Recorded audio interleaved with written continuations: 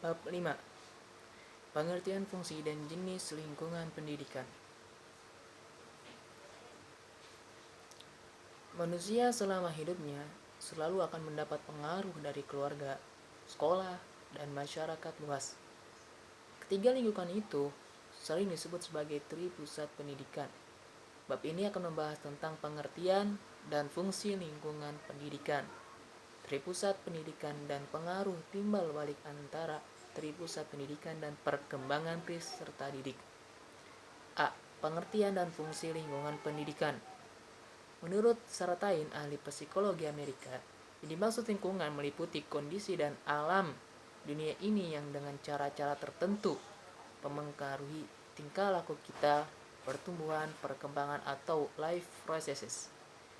Meskipun lingkungan tidak bertanggung jawab terhadap kedewasaan anak didik, namun merupakan faktor yang sangat menentukan, yaitu pengaruhnya yang sangat besar terhadap anak didik. Sebab bagaimanapun anak tinggal di dalam suatu lingkungan yang disadari atau tidak pasti akan mempengaruhi anak. Pada dasarnya, lingkungan mencakup lingkungan fisik, lingkungan budaya, dan lingkungan sosial.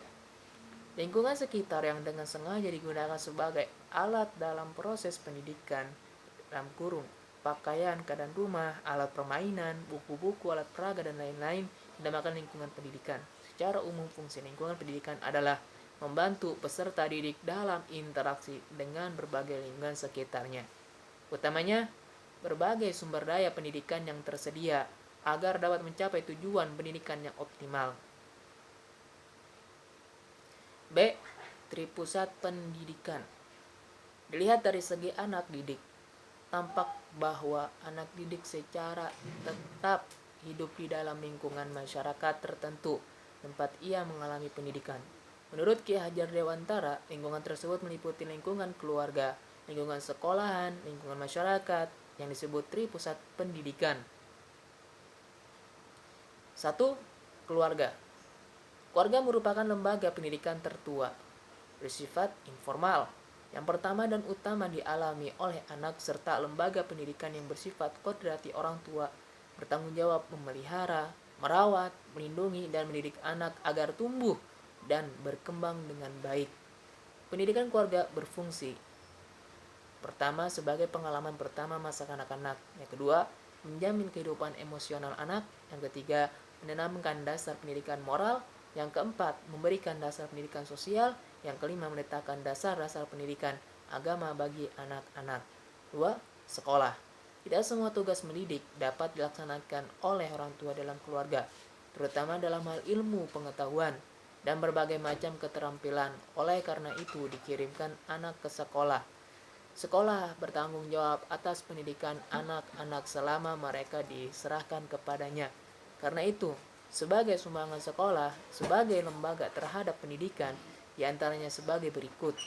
Pertama, sekolah membantu orang tua mengerjakan kebiasaan-kebiasaan yang baik serta menanamkan budi pekerti yang baik. Yang kedua, sekolah memberikan pendidikan untuk kehidupan di dalam masyarakat yang sukar atau tidak dapat diberikan di rumah. Yang ketiga, sekolah melatih anak-anak memperoleh kecakapan-kecakapan seperti membaca, menulis, berhitung, menggambar, serta ilmu-ilmu yang lain sifatnya, mengembangkan kecerdasan dan pengetahuan. Yang keempat, di sekolah diberikan pelajaran etika, keagamaan, estetika, membenarkan benar atau salah, dan sebagainya. Yang ketiga, masyarakat dalam konteks pendidikan. Masyarakat merupakan lingkungan keluarga dan sekolah. Pendidikan yang dialami dalam masyarakat ini telah mulai ketika anak-anak untuk beberapa waktu setelah lepas dari asuhan keluarga dan berada di luar dari pendidikan sekolah. Dengan demikian berarti pengaruh pendidikan tersebut tampaknya lebih luas. Corak dan ragam pendidikan yang dialami seseorang dalam masyarakat banyak sekali. Ini meliputi segala bidang, baik pembentukan kebiasaan-kebiasaan, pembentukan pengertian-pengertian atau pengetahuan, sikap dan minat, maupun pembentukan kesusilaan dan keagamaan. C. Pengaruh timbal balik antar tripusat pendidikan terhadap perkembangan peserta didik. Setiap pusat pendidikan dapat berpeluang memberikan kontribusi yang besar dalam ketiga kegiatan pendidikan, yakni yang pertama pembimbingan dalam upaya pemantapan pribadi yang berbudaya, yang kedua pengajaran dalam upaya penguasaan pengetahuan, yang ketiga pelatihan dalam upaya pemahiran keterampilan.